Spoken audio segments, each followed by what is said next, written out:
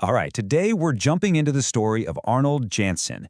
Now, this is a man who really proves you don't have to be loud to completely change the world. Honestly, his journey is one of the most unlikely, incredible stories of global impact you will probably ever hear. So, let's get right into it.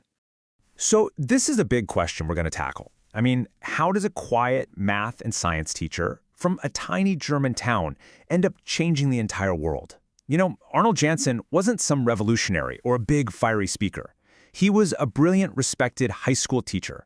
So how on earth did he manage to build a global network that's still going strong in over 80 countries today?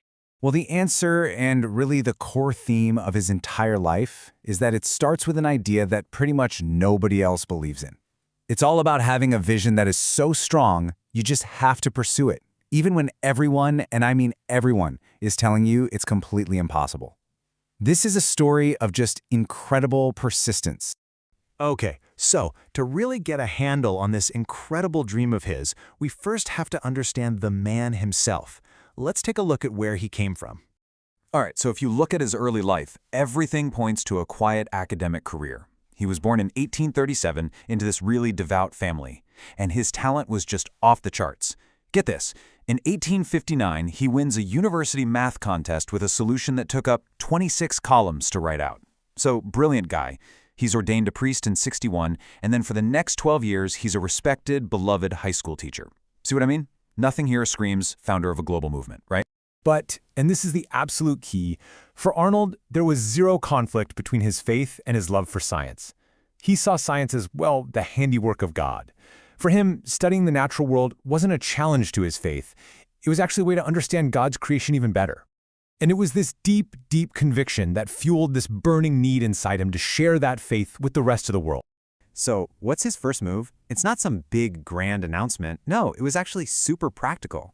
He used his skills to start a small magazine, The Little Messenger of the Sacred Heart. And through this little magazine, he started planting a seed, an idea.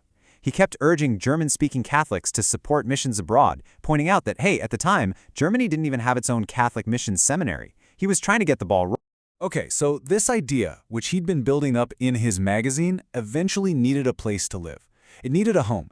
And this is where the story gets really interesting, because now he had to turn all those words on a page into something real.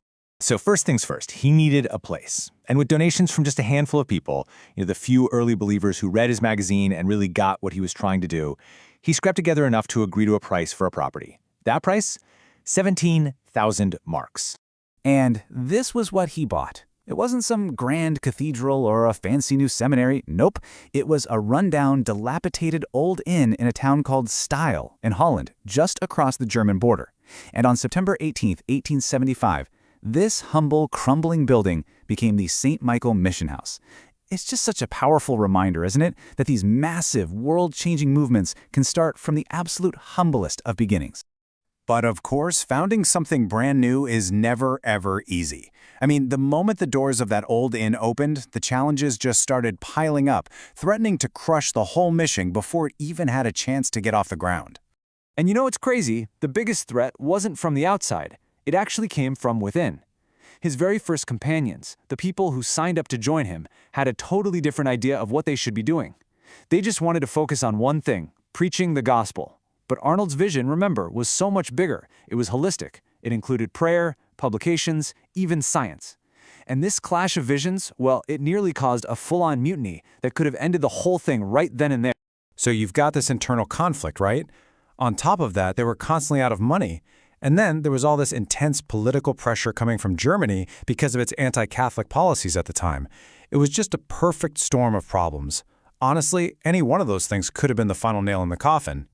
So how did he possibly get through all of that? I mean, when he was faced with these odds that just seemed completely insurmountable, Arnold's response was, well, it was profound trust and prayer. He truly believed that if this mission was what God wanted, then a way would be made. He entrusted its entire survival to prayer, especially to the Sacred Heart. And somehow, they survived those early trials. But Arnold's vision didn't just endure, it actually started to expand. He began to realize that this mission needed more than just priests to succeed. So his vision grew into what you could really call a missionary family. He founded not one but 3 distinct religious congregations. So first you have the Society of the Divine Word, the SVD, for priests and brothers. Then, and this was crucial, he recognized the vital role of women and founded the Holy Spirit Missionary Sisters for active mission work. And finally, he founded the Holy Spirit Adoration Sisters, a contemplative group whose life of prayer would be the spiritual powerhouse behind everything else. And this quote really says it all about his personal philosophy: the best for God and the simplest for self. It guided everything he did. For example, when they were building a church or a chapel, he'd insist on using the absolute best materials they could afford as a tribute to God. But for himself, he lived a life of just profound simplicity. It's a really powerful idea. So let's step back. We have a small, run-down inn and a powerful, unbelievable idea. What was the result? Let's take a look at the incredible global legacy that grew from that one tiny step he took in style. Think about this. Just 4 years after opening that mission house, the first 2 missionaries were sent out. Their destination? South Shantung, China. This was it. This was the moment the dream went from being a local project to a truly global vision. The quiet teacher's idea was now literally crossing oceans. And after that, the growth was just explosive. After China, they established missions in Argentina in 1889, then Togo in 91. By 1905, they were in the United States. 1907, Japan. 1909, the Philippines. It was just incredible, spreading to basically every corner of the globe. Now, Arnold Janssen himself passed away in 1909, but his legacy, wow, it is more alive today than ever.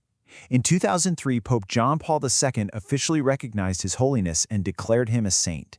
And today, that little family he founded in a rundown inn, it serves in more than 80 countries all across the world.